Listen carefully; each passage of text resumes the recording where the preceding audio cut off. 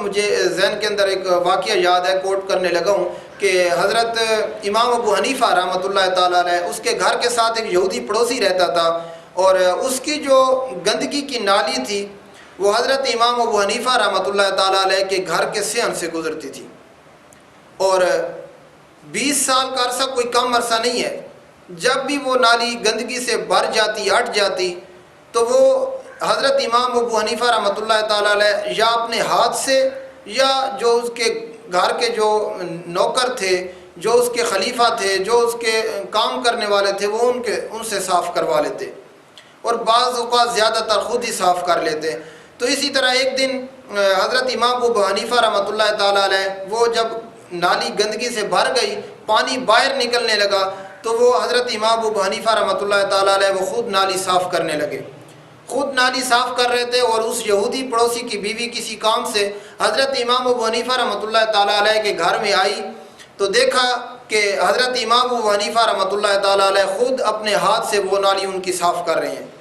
تو اس نے دیکھا اور سر پیٹ لیا اور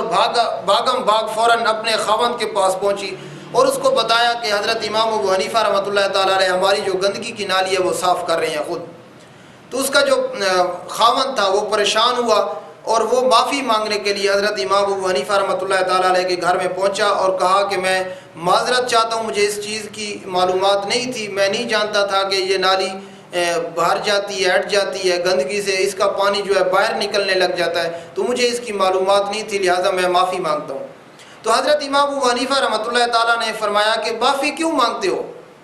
میں نے تم پر کوئی احسان نہیں کیا، میں تو حضور نبی اکرم صلی اللہ علیہ وآلہ وسلم کی تعلیمات پر عمل کر رہا ہوں جنہوں نے یہ تعلیمات ہمیں دی۔